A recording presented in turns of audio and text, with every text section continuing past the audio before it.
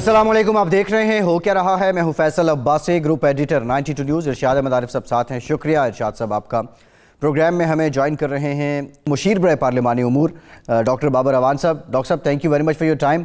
Sir, आपसे गुफ्तगू करते हैं। गुज़श्ता रोज़ जो है वो कानून साजी हुई बड़े पैमाने पर, तकरीबन 33 के बिल जो हैं 33 के करीब बिल हैं उन्हें मंजूर करवाया गया। और उसके बाद से लेके जो सबसे अहम मामलात रहे वो EVM का इस्तेमाल था। बैरून मुल्क जो पाकिस्तानी मुकीम हैं उनका वोट का हक़ था, आई वोटिंग थी, उस पर बहस जो है वो जारी है। आज जो चेयरमैन हैं कौमी असम्बली की कायमा कमेटी बर कानून व इंसाफ रियाज फतियाना साहब, उनकी सदारत में इजलास हुआ जिसमें सेक्रेटरी इलेक्शन कमीशन पेश हुए और उन्होंने कहा कि EVM के मामले पर 14 मराहिल ऐसे हैं इनके इस्तेमाल से कबल जिनसे गुजरना होगा। 3 से 4 के करीब मज़ीद पायलट प्रोजेक्ट करने होंगे। अब ये जो कानून साजी हुई है, इलेक्शन कमीशन की अहलियत क्या है, इलेक्शन कमीशन की क्या इस्तेदाद है कि वो इसका इस्तेमाल कर सके, ये तमाम मामलात हैं जिस पे डॉक्टर साहब से बात करेंगे। दूसरी जानिब एक और बहुत बड़ी डेवलपमेंट हुई, तहरीक लब्बैक पाकिस्तान के सरबराह साद रिजवी रिहा हो गए हैं। सवाल ये भी है कि TLP के साथ जो मुआहिदा हुआ था उसकी तमाम शिकों पे अमल दरामद हो गया, इससे मुतालिक भी बात करेंगे। लेकिन इरशाद साहब, फवाद चौधरी साहब ने कहा कि हुकूमत और रियासत में इंतहा पसंदी से लड़ने की अभी काबिलियत नहीं है। इसके साथ साथ उन्होंने ये भी कहा कि TLP के मामले में रियासत को पीछे हटना पड़ा। इरशाद साहब, क्या सिर्फ रियासत को ही पीछे हटना पड़ा? देखिए, बात यह है कि अगर किसी की ये ख्वाहिश थी कि रियासत अपनी रेट कायम करे, मासूम लोगों पर गोली चलाकर या उनको कोई लाल मस्जिद टाइप कोई दूसरा वाक़या करके, तो मेरा ख़्याल है फिर तो रियासत को पीछे हटना पड़ा। लेकिन रियासत का काम अगर मुल्क में अमन व अमान कायम करना है, शहरियों को तहफ़्फ़ुज़ करना है, अवाम के जान व माल का तहफ़्फ़ुज़ करना है और हर शख्स के साथ बराबरी का सलूक करना है, तो मेरा नहीं ख्याल कि रियासत कोई पीछे हटी है। एक सूरत हाल पैदा हुई, हुकूमत के ज़िम्मेदार लोगों ने 2 मुआहदे किए, उन पर अमल दरामद नहीं हो सका, जिसकी वजह से सूरत हाल ख़राब हुई। और उस ख़राब सूरत हाल को दुरुस्त करने के लिए हुकूमत ने मेरे नुक्ते नज़र से दानिशमंदी का मुज़ाहरा किया। बाज़ लोगों की जो ख्वाहिश थी कि एक और वाक़या हो, खुदा न खास्ता लाल मस्जिद टाइप, और मुल्क के अंदर इंतहा पसंदी और तशद्दुद बढ़े, वो ख्वाहिश पूरी नहीं होने दी गई। मुल्क अदम इस्तेहकाम का शिकार होता, हुकूमत की अपनी पोजीशन ख़राब होती, सियासी भी और इंतज़ामी भी। तो मेरा नहीं ख्याल कि ये बात जो कही जा रही है वो दुरुस्त है। देखें, वो कहा यह जाता है कि जिस काम का नतीजा अच्छा निकले वो काम बेहतर होता है। नतीजा ये निकला है कि जो 1 हफ़्ते तक 10 दिन तक एक अफरा तफरी थी मुल्क के अंदर, एक बेचैनी थी, इज़्तिराब था, खौफ था, अंदेशे थे, सड़कें बंद थी, वो सारी की सारी ख़त्म हो गई एक मुआहदे के नतीजे में। तो फिर काम वो अच्छा है कि जिसका माल अच्छा है, नतीजा अगर अच्छा निकला है तो मेरा ख्याल है ये बेहतर हुआ है। लेकिन इस हवाले से जी एक सिर्फ आप इस पे कमेंट कर दें, फवाद साहब के बयान से क्या मुराद ली जाए? रियासत ने जो एक्सरसाइज की, क्या वो गवर्नमेंट की पॉलिसी के बगैर की गई? नहीं, मेरा ख्याल है फवाद साहब का एक नुक्ता नज़र है, वो ज़ाहिर बात है एक सिर्फ वज़ीर ही नहीं, उनका अपना एक सियासी नुक्ता नज़र भी है। वो मामलात को अपने अंदाज में देख रहे होंगे और हुकूमत के बाकी जो हुकूमत और हुकूमत के जो इदारे हैं वो किसी और अंदाज में देख रहे होंगे। लेकिन ये बात है, अगर हम डॉक्टर बाबर अवान साहब से पूछ लें कि डॉक्टर साहब, ये जो मुआहदा हुआ और उस पर अब अमल दरामद काफ़ी हद तक हो चुका है, एक तो ये बताएं कि मुआहदे पर टोटली अमल हो चुका है, दूसरा क्या वाक़ई से रियासत की रेट कमज़ोर हुई है या मजबूत हुई है?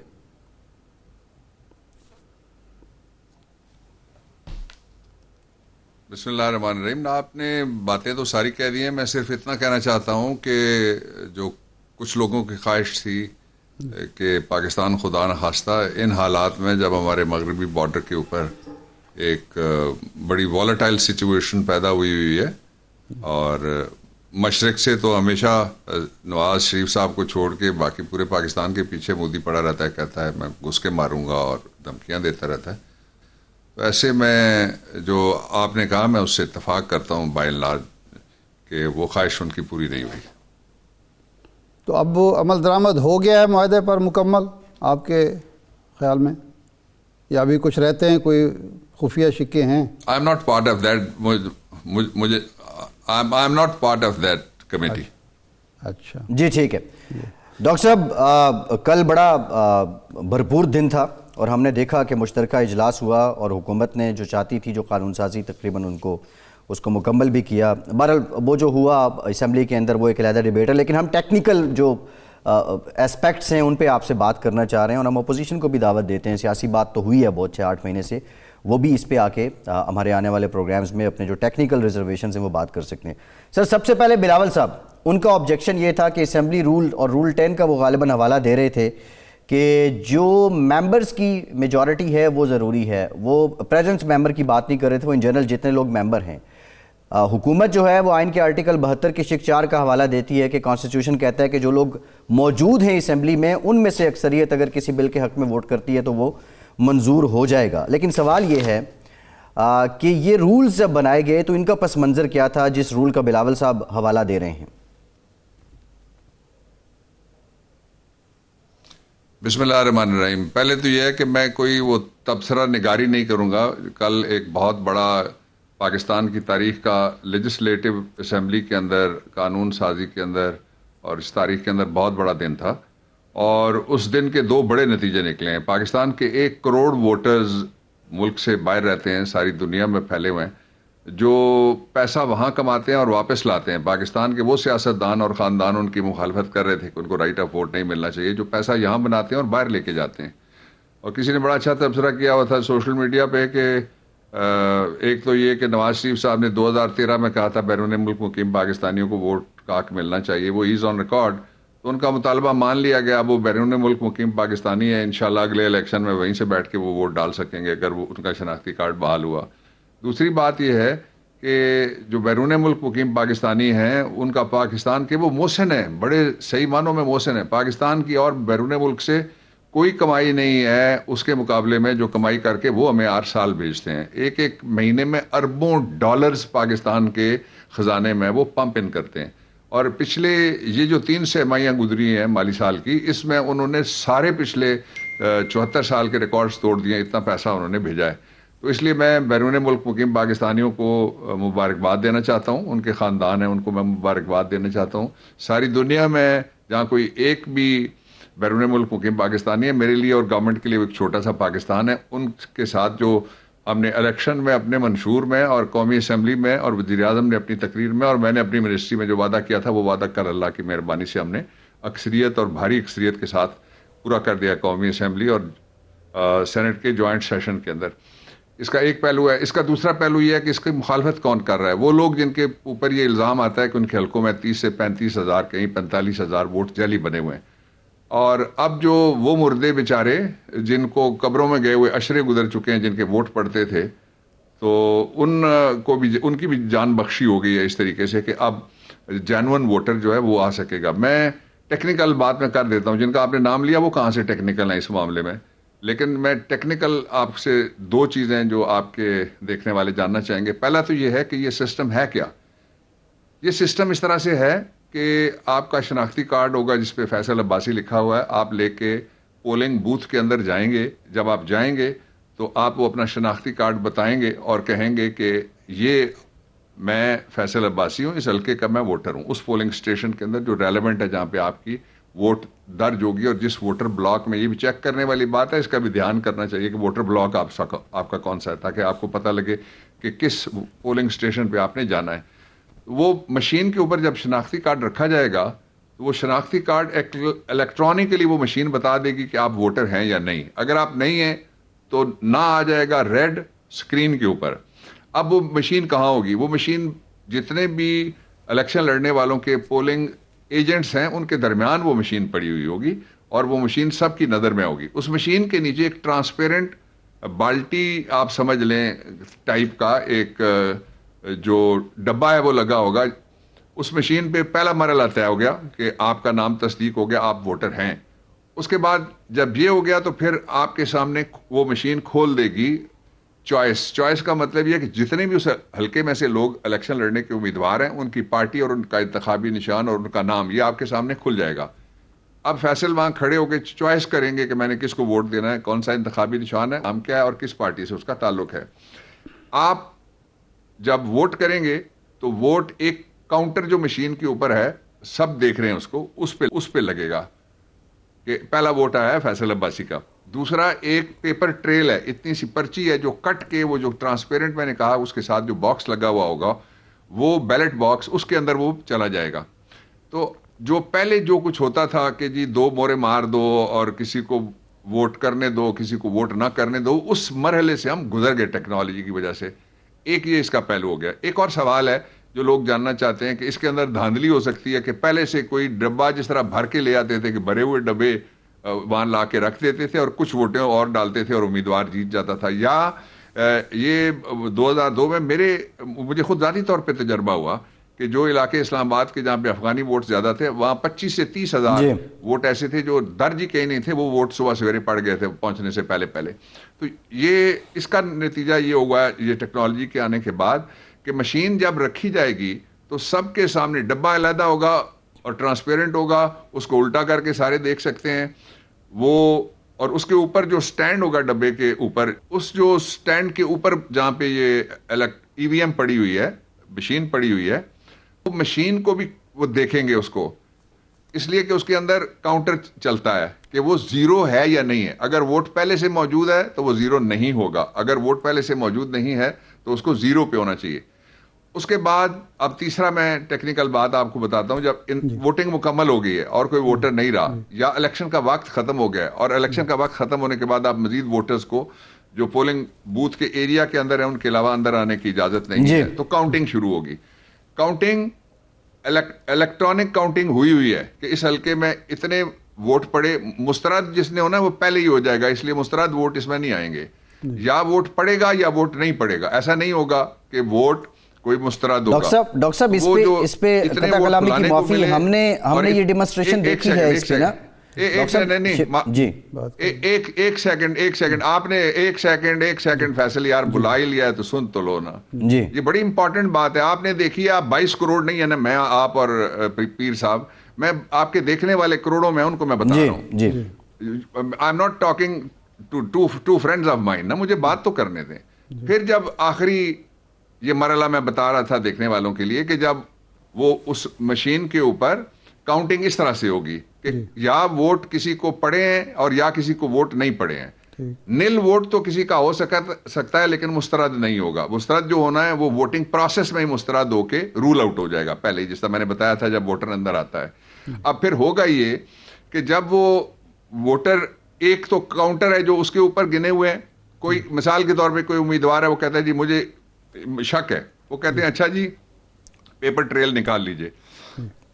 پیپر ٹریل کا مطلب ہے بیلٹ باکس کی وہ پرچی جو مشین نے نیچے پھینکی تھی باکس میں, وہ نکال لیجئے.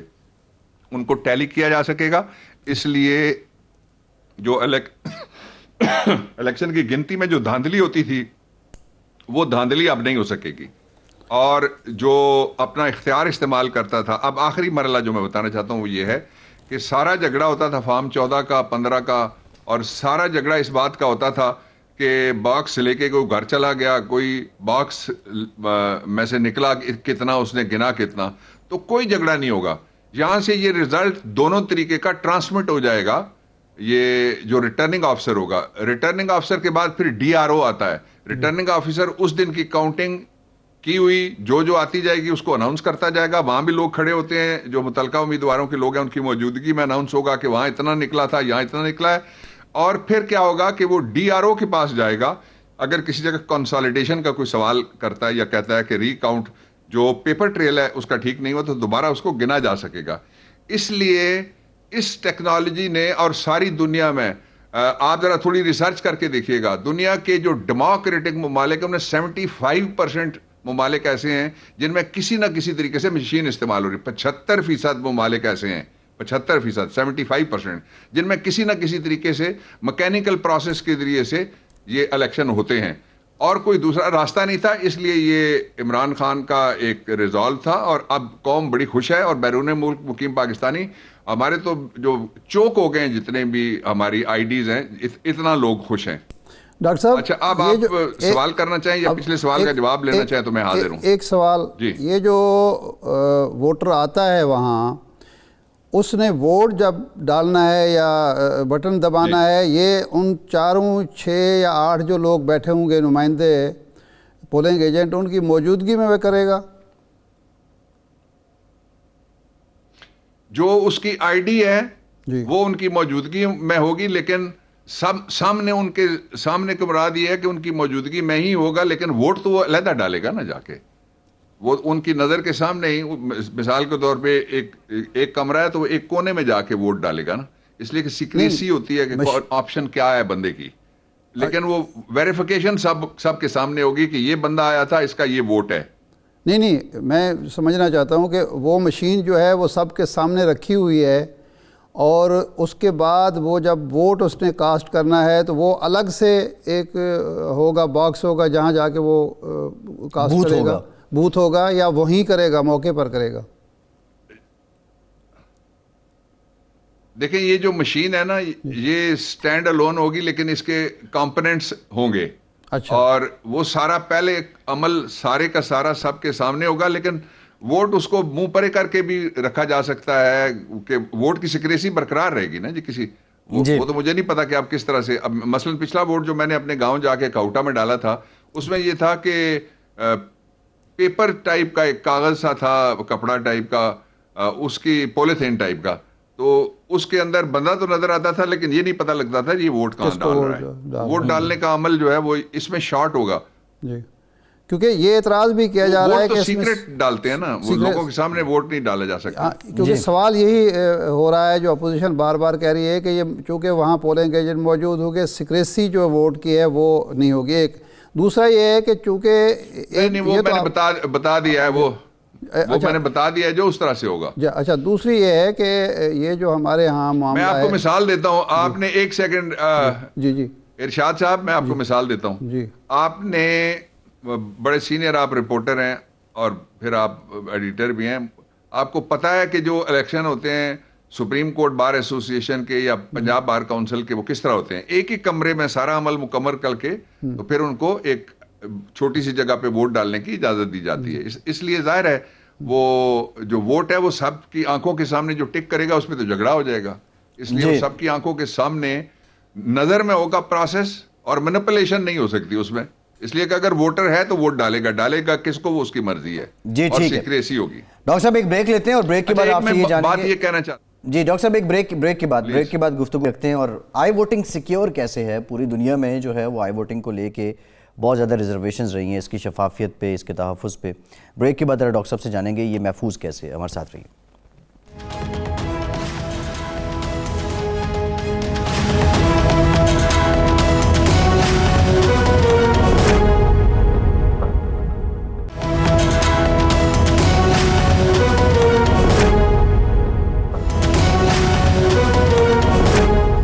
بریک کے بعد ایک بار پھر سے آپ کو خوش آمدید کہیں گے. مشیر برائے پارلیمانی امور ڈاکٹر بابر اعوان صاحب ہمارے ساتھ موجود ہیں. ڈاکٹر صاحب جو آئی ووٹنگ ہے، ایک تو یہ بتا دیں جب اس میں انٹرنیٹ آ گیا ہے تو اس کے دورانیے میں جو انٹرنیٹ آیا تو اس میں انٹرپشن بھی ہو سکتی ہے، تو یہ سیکیور کیسے ہے اور اس سے ٹرانسپیرنسی کیسے ممکن ہے؟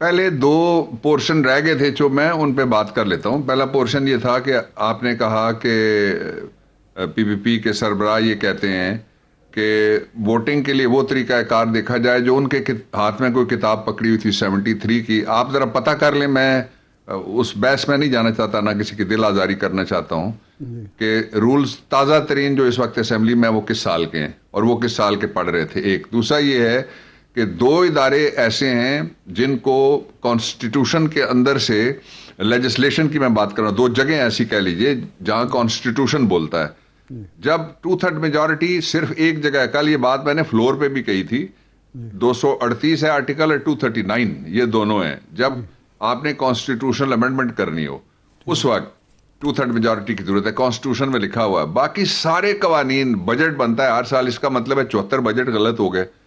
ہر سال بے شمار قوانین آتے ہیں، ریجیکٹ ہوتے ہیں، بنتے ہیں. اور ایک میں نے کل یہ بھی بتایا تھا کہ پارلیمنٹ کی تاریخ میں واحد ایک عہدہ ابھی تک چلا آ رہا ہے جو سلیکٹڈ ہے، وہ ہے اپوزیشن لیڈر شہباز شریف کا عہدہ. اپوزیشن لیڈر کا عہدہ، اس کے لیے الیکشن کوئی نہیں ہوتا. اس کے لیے سلیکٹ کیا جاتا ہے. باقی جو پرائم منسٹر ہے وہ بھی اسپیکر بھی اور ڈپٹی اسپیکر بھی اور سی ایمز بھی, وہ سارے کے سارے, اور صدر بھی فار دیٹ میٹر, وہ بھی ایک ووٹ کی اکثریت سے. اچھا پھر دوسرا اس کو بھی چھوڑ دیتے ہیں. سب سے امپورٹنٹ بات مجھے یہ بتائیں کہ کیا ان کو پتا ہے کہ ان کے قومی اسمبلی کو ملا کے اپوزیشن کی تعداد اور سینٹ کو ملا کے ٹوٹل کتنے ممبرز بنتے ہیں؟ 342 کا اگر سارے ہوں, ابھی تو ایک فوت ہوئے ہیں پرویز ملک صاحب, اللہ ان کے درجات بلند کرے, آمین, وہ چھوڑ دیں ایک طرف اگر, تو پھر کتنی سیٹیں تھیں جن کے لوگ سارے وہاں پہ موجود تھے, کتنی سیٹیں اس میں سے خالی ہیں. تو ان کو جو 203 ووٹ ملے, وہ 203 ووٹ میں سے کتنے اور تھے جو انہوں نے گننے اپنے کھاتے میں؟ پہلے تو یہ کہ ان کے پاس ہیں کتنے. وہ نون لیگ تو یہ کہتی ہے کہ ان کی اکثریت کوئی نہیں ہے سینٹ آف پاکستان میں, اور وہاں ہونا چاہیے اپوزیشن لیڈر اعظم نذیر تارڑ صاحب ایڈوکیٹ کو. نون لیگ کا تو یہ موقف ہے. تو وہ بتائیں تو صحیح نا کتنے ووٹ تھے, جو کون کون سے ووٹ تھے جو. ایک پہلو یہ. دوسرا یہ ہے کہ پاکستان تحریک انصاف کو ہم نے تقریباً 16 سے 18 ووٹوں کی اکثریت سے, جو پچھلے جتنے بھی ہم نے مرحلے طے کیے ہیں, فیٹف کا آپ مرحلہ لے لیں, آپ بجٹ کا مرحلہ لے لیں, آپ جو ووٹ آف کانفیڈنس لیا تھا پرائم منسٹر پاکستان نے, آپ کے وزیر اعظم عمران خان نے, اس میں بھی ہمیں اتنے ہی ووٹ ملے پہلے تو. پھر دوسرا کیا ہوا, یہ آپ کہتے ہیں جی اس کو چھوڑ دیتے ہیں اور ذرا باقیوں پہ ہمیں احتساب شروع کر دیتے ہیں. پارلیمنٹ کے اندر کی بات کریں, یہ سلیکٹو گفتگو نہیں ہونی چاہیے. پارلیمنٹ کے اندر کل کیا ہوا, جو رولز ہیں وہ اجازت دیتے ہیں کہ اگر کسی کو اعتراض ہو وائس ووٹنگ اور وائس کی ججمنٹ کے اوپر اسپیکر کی, تو وہ کہتا ہے جی کہ آپ گنتی کر لیں. گنتی ایک بار ہو گئی, گنتی میں ایک دفعہ بندے پورے ہو گئے, 2 منٹ بعد وہ کھڑے ہو گئے کہ جی گنتی ہم پھر کروانا چاہتے ہیں. پھر ان کے مذہقہ خیز حرکتیں آپ دیکھیں, میں نے نرم لفظ استعمال کیا ہے, اور توہین آمیز آئین کی توہین کرنے والے, وہ سارے انہوں نے اپنے بندے کہے کہ اسپیکر کی بجائے ہم گنتی کریں گے. وہ گنتی بھی ناکام ہو گئی. پھر انہوں نے جھگڑے کیے, باقاعدہ گریبانوں تک پہنچے ممبرز کے, ان کو دھکے مارے, لڑنے کی کوشش کی کہ نہ ووٹ دو. پھر یہ تھا کہ پہلی دفعہ سارے اپوزیشن کے جتنے بھی رہنما تھے وہ جا کے اسپیکر کے پاس اوپر کھڑے ہو گئے. اوپر کھڑے ہو کے انہوں نے پھر تانے کوسنے, پھر انہوں نے یہ کیا کہ اپوزیشن لیڈر نے کہا کہ ہم آپ کی بات تب مانیں گے جب آپ پی ٹی آئی کی رکنیت سے پہلے استعفیٰ دیں. تو یہ جتنے بھی نون لیگ 3 دفعہ گورنمنٹ پہ آئی ہے, یہاں 7 دفعہ گورنمنٹ پہ آئی ہے وہ صوبے میں, تو یہ استعفیٰ پہلے لیتے رہے کہ استعفیٰ دے دو اور اس کے بعد ہم تمہیں اسپیکر مانیں گے. یہ سارا وہ مذاق تھا جو اس سے پہلے کبھی بھی نہیں ہوا. اس کے باوجود پھر دوسرے کاؤنٹ میں بھی وہ ہار گئے. تو اب ان کو ووٹ کہاں سے ہم لا کے دیں؟ وہ اس بات کے کچھ لوگ عادی ہو گئے ہیں, کہہ رہے ہیں کہ جی ہمیں ووٹ دو. ان کو کچھ آزاد مل گئے تھے سینٹ آف پاکستان میں سے, جس کی وجہ سے ان کو اپوزیشن لیڈر مل گیا. ورنہ تو پھر نون لیگ کہتی ہے نا, تو ایک دفعہ وہاں پہ پھر انتخاب کرا دیتے ہیں, دوبارہ کاؤنٹنگ کرا لیتے ہیں نا وہاں کہ کیا وہ اپوزیشن لیڈر اس کا ہے یا کس کا ہے.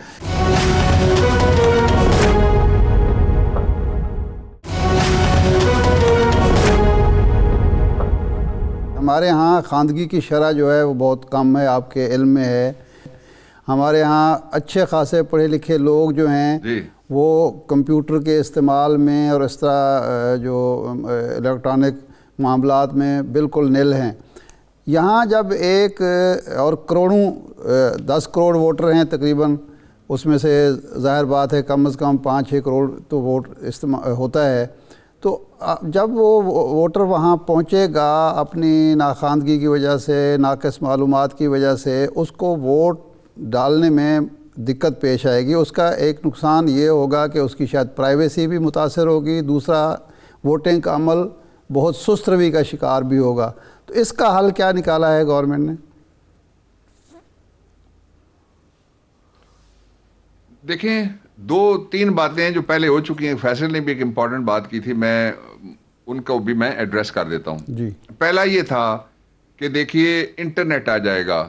انٹرنیٹ تو کسی ووٹنگ مشین کے ساتھ سٹینڈ الون کا مطلب یہ ہے کہ یہ انڈیپینڈنٹ ہوگی ووٹ, اور اس میں انٹرنیٹ استعمال نہیں کیا جائے گا. دس از نمبر 1.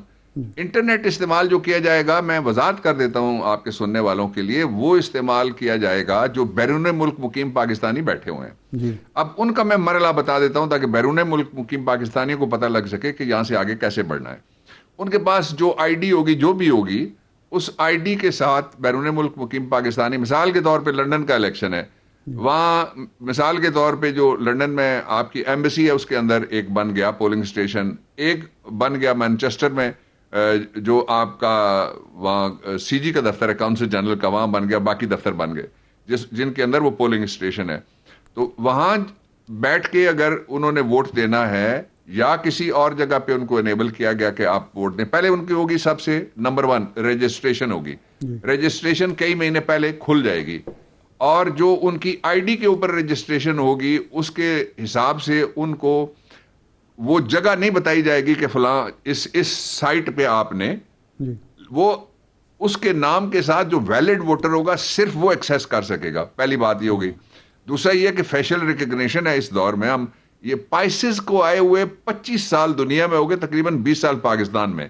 جب آپ جا کے کھڑے ہوتے ہیں ایئرپورٹ پہ تو آپ کی آنکھوں کی پتلی سے آپ پہچانے جاتے ہیں. اس کو فیشل ریکگنیشن کہتے ہیں. وہ کہتے ہیں ذرا اوپر دیکھیں، کئی لوگوں کی پلکیں زیادہ جھکی ہوئی ہوتی ہیں، ان کو کہتے ہیں ذرا اوپر دیکھیں.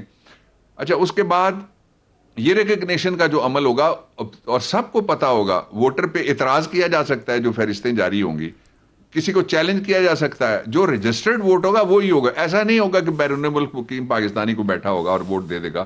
کل ہمارے ایک ینگ مولانا صاحب وہاں کہہ رہے تھے اور ایک اور ینگ لیڈر کہہ رہے تھے اور شہباز شریف صاحب کہہ رہے تھے جو سلیکٹڈ اپوزیشن لیڈر ہیں.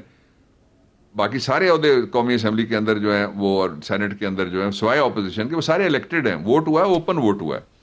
2 دفعہ یہ لے کے گئے ڈپٹی اسپیکر کے خلاف ووٹ آف نو کانفیڈنس. انہوں نے منتیں کر کے کہا ہماری آبرو رکھو اور ہم یہ ہم نہیں کرنا چاہتے یہ، اور پھر وہ واپس ہو گئے. اب بھی وہ کبھی کہتے تھے فلانے کے خلاف لا رہے ہیں، کبھی تو لائیں، وہ تو سارا جمہوری عمل کا حصہ ہے. لائیں، ہمت کریں، ہم کو روکتے ہیں ان کو. جو اس کا جو طریقہ ہوگا، اگلا ہوگا طریقہ جس کو سیکیورٹی آپ کہتے ہیں، 2 چیزوں کو ہم نے لا میں لکھا ہے کہ الیکشن کمیشن جس ادارے کو وہ چاہیں اور جس ایجنسی کو وہ چاہیں، یہ 3 لفظ ہیں. الیکشن کمیشن جس ادارے کو چاہیں، جس ایجنسی کو وہ چاہیں، وہ سارے کے سارے ان کو استعمال کر سکتے ہیں. ابھی ایک صاحب فرما رہے تھے کہ جو طارق ملک کو آپ جانتے ہیں کون لے کے آیا تھا. ہم تو نہیں لائے پہلی دفعہ. طارق ملک تو بڑے پسندیدہ چیئرمین تھے نادرا کے. آپ کو یاد ہے کس کے دور میں تھے؟ نواز شریف کے دور میں تھے. اس سے پہلے بھی وہ رہے ہیں. وہ ان کا ایک گلوبل ایکسپوئر ہے. وہ اپنی ریپوٹیشن دیکھتے ہیں. وہ ریزائن کر کے جانے والے بندے ہیں اور بڑے مارشل قبیلے کے آدمی ہیں. اس لیے یہ کہنا کہ وہ اگر یہ کرے گا، آپ کے دور میں الزام نہیں لگے تھے کہ آپ نے امریکہ کو کیا کیا دیا ہے اور پھر اس کی وجہ سے بلیک واٹر کو کتنے ویزے ملے ہیں. الزام تو اس پہ لگا تھا. اس کے علاوہ کبھی آپ کے دور میں لگا تھا. اس کے علاوہ کبھی الزام نہیں لگا کسی کے اوپر. اور یہ جو الیکشن ہوگا ارشاد عارف صاحب، یہ لوگوں کو بیوقوف بنانے کی ناکام کوشش کرتے ہیں. پھر میں آپ کے سوال کی طرف آتا ہوں. یہ الیکشن کرائے گی ایک ایسی گورنمنٹ جس میں پی ٹی آئی شامل کوئی نہیں ہوگی. جی جی بالکل. وہ تو انٹرم سیٹ اپ آئے گا 120 ڈیز کے لیے، 120 دن وہ الیکشن کرائے گا. ہم نے کدھر کرانا ہے جی؟ وہ سارے اس عمل کے ذمہ دار ہوں گے. ہم نے تو امپاور کیا ہے 2 لوگوں کو. ایک اوورسیز پاکستانیز کو امپاور کیا ہے کہ ان کو رائٹ آف ووٹ دیا جائے. دوسرا ہم نے الیکشن کمیشن آف پاکستان کو امپاور کیا ہے کیونکہ نواز شریف کے دور میں بننے والے جو 2017 کا قانون ہے الیکشن ایکٹ 2017، آپ پڑھ لیں اس کو نکال کے. اس میں لکھا ہوا ہے کہ آپ کریں گے، پہلے کریں گے آپ ٹیسٹ رن. جو فیصل کا سوال ہے اب میں ایڈریس کرنے لگا ہوں. ٹیسٹ رن اب وہ کہتے ہیں کہ ہمیں اتنے کرنے پڑیں گے. ان میں سے 2 تو ہو چکے ہیں پہلے. باقی جہاں کرنا چاہیں گے ہم ان کو دعوت دیتے ہیں الیکشن کمیشن آف پاکستان کو ٹیسٹ رن کرنے کے لیے. لاہور کے ایک حلقے میں ضمنی انتخابات ہو رہے ہیں، تو آپ تشریف لائیے، مشینیں حکومت فراہم کرے گی، آپ وہاں ٹیسٹ رن کر لیں. ٹیسٹ رن کا مطلب یہ ہوتا ہے کہ پورے حلقے میں نہیں ہوگا، کچھ جگہ کے اوپر جہاں آزاد کچھ ادارے اور الیکٹڈ ریفارمز کے واش ڈاگ بھی ہوں گے ان کو لے جایا جائے گا. اب آخری بات اس پہ جو آپ نے چھیڑی وہ یہ ہے کہ جی دیکھیے لوگ ان پڑھ ہیں اور ان کو ووٹ ڈالنے میں مشکل ہو سکتی ہے. انٹرنیٹ پہ میں بات کر چکا ہوں. پاکستان میں آپ کل سڑک پہ کسی جگہ 5 منٹ، میں آج گیا تھا گاؤں تھوڑی دیر کے لیے، تو میں نے دیکھا کوئی موٹر سائیکل مجھے ایسا نظر نہیں آیا جس پہ شام کو کام مزدور کر کے نکلے ہیں تو آگے بیٹھا ہوا جو ہے ایک ہاتھ سے موٹر سائیکل چلا رہا ہے، دوسرے ہاتھ میں موبائل ہے. موبائل کون سا ہے؟ جس کے اوپر وہ ساری فیسلٹی جانتا ہے، وہ سارے انٹرنیٹ کو جانتا ہے، وہ ساری ووٹنگ پروسیس کو جانتا ہے. ٹچ موبائل ہے. اور پیچھے جو بیٹھے ہوئے تھے ان میں سے شاید ہی خدا کا بندہ ایسا ہو جس کے ایک ہاتھ میں موبائل ہو. ایک کان والا علیحدہ ہے اور ساتھ ہی اور پھر میں اس پہ بھی حیران ہوا, میں نے کہا یہ پیٹرول کی مہنگائی کے بعد میرے گاؤں والی سڑک پہ آج گزرتے ہوئے مجھے کوئی منٹس لگ گئے. جو پہاڑی علاقہ ہے وہاں تو ہم شوں کر کے اوپر چڑھ جاتے تھے پہاڑ کے, اب ہر موڑ میں ایک رش بنا ہوا ہے. تو اس لیے یہ ٹیسٹ رن ہوں گے بہت بڑے پیمانے پہ بیرون ملک مقیم پاکستانیوں کی ووٹر رجسٹریشن کے لیے. آپ کی میں پہلی دفعہ آج بیٹھا ہوں, کافی ویکس کے بعد آپ سے وعدہ تھا میرا آپ کے پاس. میں آپ کے چینل 92 کی طرف سے بیرون ملک مقیم پاکستانیوں کو ساری دنیا میں مخاطب کر کے کہتا ہوں کہ اپنا ووٹ رجسٹر کرائیے. یہ پہلا اشتہار ہے جو ہم نے چلا دیا 92 کی طرف سے, پبلک سروس میسج. اپنا ووٹ رجسٹریشن کے لیے تیار رہیے, اور جو ہی الیکشن کمیشن آف پاکستان اعلان کرے گا تو اپنا ووٹ رجسٹر کرے. قانون بن گیا ہے, آئین کے آرٹیکل 218 میں لکھا ہوا ہے کہ الیکشن کمیشن قانون کے تحت الیکشن کرائے گا, اس لیے آپ کی طرف سے پہلا پبلک سروس میسج ہم دے دیتے ہیں. اچھا ڈاکٹر صاحب, سوال میں کر لیتا ہوں جو آپ بعد میں دے دیجیے گا, میرے خیال یہ بریک پہ جانا ہے. سوال یہ ہے کہ ہمارے زیادہ تر ووٹر جو ہیں یا تارکین وطن ہیں وہ خلیج میں ہیں, خلیجی ممالک میں ہیں, اور وہاں سیاسی سرگرمیوں کی اجازت نہیں ہے. کیا سفارت خانے میں اتنے لوگوں کا اہتمام, سفارت خانے اور کونسل خانے میں اتنے لوگوں کا اہتمام کیا جا سکتا ہے؟ نمبر 1. دوسرا, کیا وہ ریاستیں ہمیں اجازت دے گی جگہ جگہ پولنگ بوتھ قائم کرنے کی؟ یہ جواب آپ بعد میں دیجیے. ڈاکٹر صاحب بریک کے بعد یہی سب سامنے اس کا جواب لیتے ہیں, ہمارے ساتھ رہیے.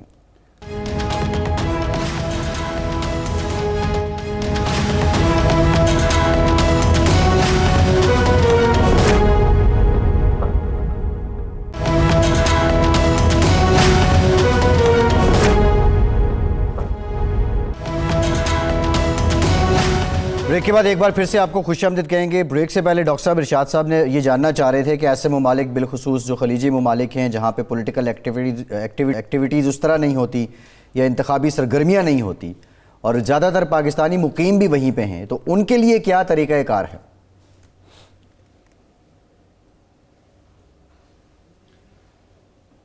جی اس سے پہلے فیصل جی میں یہ بتا دوں آپ کو کہ چیف الیکشن کمشنر صاحب سے میری ملاقات ہوئی تھی کافی تفصیلی پچھلے کوئی 8-10 دن پہلے. ہاں بالکل. اور ہمارے جو الیکٹرل ریفارمز ہیں, کل اس کا جو 2020 والا بل تھا وہ میں نے ڈیفر کروا دیا ہے. ڈیفر کروانے کے بعد اب اپوزیشن کو ان کے کہنے پہ, اور آخری دن بھی اپوزیشن گئی تھی, ایک رات پہلے اپوزیشن گئی تھی اسپیکر صاحب کے پاس, اور انہوں نے کہا تھا کہ ہم گفتگو کرنے کے لیے تیار ہیں. باہر وہ کچھ اور کہتے ہیں. ان کا ایک بڑے مزے کی بات میں آپ کو بتاؤں, اس ڈیبیٹ میں نے ان کو جواب دیا تھا. شہباز شریف صاحب نے کہا وہاں پہ کھڑے ہو کے, انہوں نے کہا کہ دیکھیں مریم صاحبہ کے خلاف نہ کوئی پیپر ہے, نہ کوئی گواہ ہے, نہ ان کے خلاف کوئی ثبوت ہے, اس کے باوجود ان کو سزا دے دی گئی.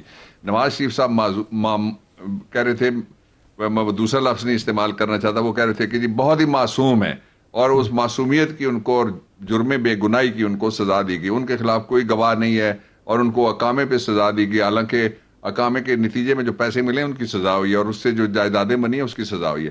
تو وہ کہنے لگے جی کہ یہ بڑی زیادتی کی باتیں ہیں. میں نے کہا یہ جتنی گفتگو آپ کر رہے ہیں اور ساتھ عدلیہ پہ آپ حملہ کر رہے ہیں, یہ سارے ثبوت اگر آپ اتنے بے گناہ ہیں تو آپ کے سب جوڈس کیسز ہیں. آئین کے آرٹیکل 68 میں لکھا ہوا ہے کہ سب جوڈس کیس پہ آپ کانڈکٹ آف جج کو ڈسکس نہیں کر سکتے فلور آف دی ہاؤس کے اوپر بھی, باقی ساری چیزیں ڈسکس ہو سکتی ہیں. تو میں نے کہا یہ سارے ثبوت لے کے چاہیے نا, بھائی جان کو واپس بلائیے, وہ عدالت میں پیش ہوں اور جا کے بری ہو جائیں. یہ یہاں پیش کرنے کی ضرورت نہیں ہے.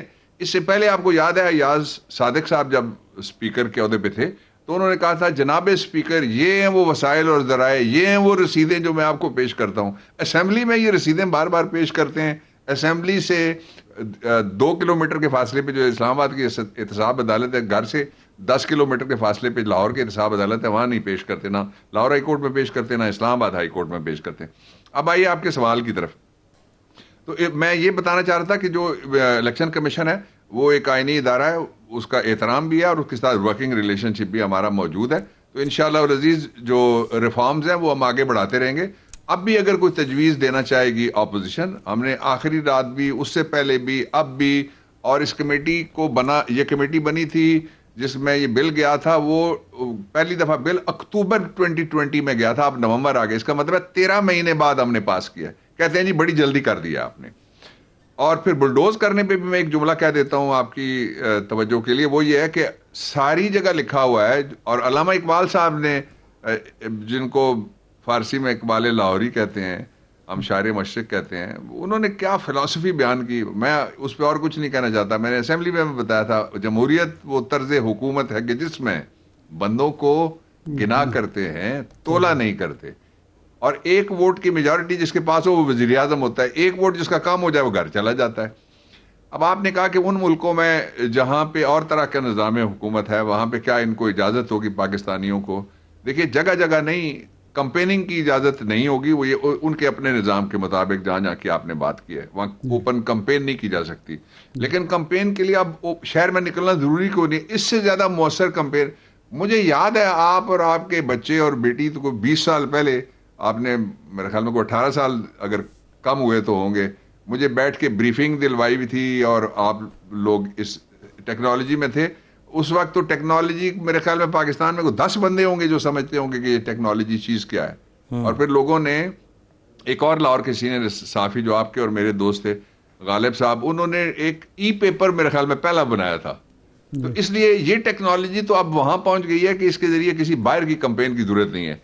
آپ کو پتا ہے کہ امریکہ کا الیکشن ساری دنیا کے ممالک اجازت دیتے ہیں نا امریکن الیکشن میں ووٹ ڈالیں, ایمبیسی کے اندر ڈالتے ہیں, ایمبیسی کے اندر ڈالیں, یا کوئی ہال بک کر لیں اس میں ڈال لیں, یا کوئی آپ شادی ہال بک کر لیں اس میں ڈال لیں, کسی آڈیٹوریم میں ڈال لیں, گھر بیٹھ کے ڈالنے کا ہم نے کہہ دیا ہے, گھر سے بیٹھ کے ڈال سکتے ہیں. تو اس لیے وہ نیٹ پہ ہے ساری جگہ. جو رجسٹرڈ ووٹر ہے اس کو وہاں جانے کی ضرورت بھی نہیں ہے, جس کو ضرورت ہے وہ چلا بھی جائے. ایک دوسرا یہ کہ افغانستان کے بدترین حالات میں ہم نے بھی اور ساری دنیا میں افغانیوں کو لوگوں نے ووٹ ڈالنے کا موقع دیا, تو پاکستان کو کیوں نہیں کوئی دے گا. ڈاکٹر صاحب یہ آپ نے بڑی اچھی بات کی. اب جو الیکشن کمیشن کے حوالے سے باتیں آ رہی ہیں کہ آئین کا آرٹیکل 218 اور 222 جو ہے, یہ نادرا کو آپ نے رجسٹریشن کا اور ووٹر لسٹ کا اختیار دیا ہے, یہ کیا اس کے اختیارات میں مداخلت نہیں ہے؟ نمبر 1. نمبر 2, 218 کے تحت شفاف الیکشن کرانا, منصفانہ الیکشن کرانا, غیر جانبدارانہ الیکشن کرانا, اس کی ذمہ داری ہے. اگر وہ تیار نہیں ہوتا اپنی وجوہات کی بنیاد پر, تو پھر کیسے یہ الیکشن ہو پائیں گے؟ پہلا یہ ہے کہ وہ بل جس کی آپ بات کر رہے ہیں, جس پہ اعتراض کیا گیا تھا, وہ میں نے ڈیفر کروا لیا تھا. جی. اس بل کو کہتے ہیں الیکٹورل الیکشن امینڈمنٹ ایکٹ 2020. وہ بل ہم نے ڈیفر کرا لیا ہے, یعنی وہ زیر التوا ہے ابھی. اس میں ہم نے سب کو ملا کے ریفارمز کرنی ہے. Election commission, chief election commissioner صاحب سے میری ملاقات کے بعد میری وزارت کے سیکرٹری صاحب کی اور الیکشن کمیشن آف پاکستان کے سیکرٹری صاحب کی سیٹنگ ہوئی تھی, اور اس میں جو آپ باتیں کہہ رہے ہیں وہ باتیں وہ وہاں ڈسکس ہوئی ہیں. اس لیے وہ بل تو ہم نے ابھی پاس ہی نہیں کیا. ایک. اچھا, دوسرا یہ ہے کہ جو آپ نے 218 کا بالکل ٹھیک آپ نے کہا, جو آپ نے آگے کہا اس میں اور اختیار ہے کہ سارے ادارے اس کی معاونت کریں. جو 218 اس میں لکھا ہوا ہے کہ الیکشن کمیشن کس طرح سے, میں 2 آئین کے آرٹیکل ریلیونٹ بتا دیتا ہوں. ایک 218 ہے, دوسرا 225 ہے. 225 کی طرف بعد میں جاؤں گا. 218 3 پڑھیں, اس میں لکھا ہوا ہے کہ it shall be the duty of the election commission of Pakistan to organise and conduct. پہلے وہ منظم کرے گا الیکشن کو, اور دوسرا اور پھر اس کو کنڈکٹ کرے گا, یعنی منعقد کروائے گا. Free, fair and transparent election. Free, fair and transparent election. Transparency کے لیے ہم نے ان کو امپاور کر دیا ہے, اور اس سے فیئر بھی آ جائیں گے. اور فری ظاہر ہے جب مداخلت نہیں رہے گی تیسرے ہاتھ کی, کہ آپ کو پتا ہے باکس جب جاتا ہے تو مشین تو وہاں نہیں جائے گی, اس کا نتیجہ پہلے چلا جائے گا. باکس جب جاتا تھا تو تھانے میں رکھتے تھے یا پٹوار خانے میں. پٹوار خانے بھی کس طرح سے ہینڈل ہوتے ہیں, میں نہیں کہتا کہ بکتے ہیں وہاں پہ ووٹ اور لوگ بک جاتے ہیں. تو ایک اس کو کیٹر کر دیا. اس کے آگے لکھا ہے کہ جی ان اکارڈنس ود لا. یہ لا بنانا جو ہے پارلیمنٹ کی ذمہ داری ہے. جس کے پاس ایک ووٹ کی اکثریت ہوتی ہے پارلیمنٹ میں وہ لا بناتا ہے. اس لیے وہ اپنی مرضی سے نہیں کرا سکتے, انڈر دی لا وہ کرائیں گے, انڈر دی لا. اب 2 to 5 کی طرف جائیے کہ الیکشن جو چیلنج ہوتا ہے وہ لکھا ہے no election of a house shall be called in question other than by way of an election petition filed before a tribunal which is created under act of the parliament. وہاں بھی لکھا ہوا ہے. لا کے مطابق ہو گئے. اچھا پھر دوسری بات, میں پریزیوم کر کے نہیں کہہ سکتا, میں الیکشن کمیشن کی بات نہیں کر رہا, کوئی ادارہ نہیں کہہ سکتا میں پیسے تو لوں گا, میں تنخواہ تو لوں گا, میں سرکاری وردی تو پہنوں گا, لیکن میں سرکار کا کام نہیں کروں گا.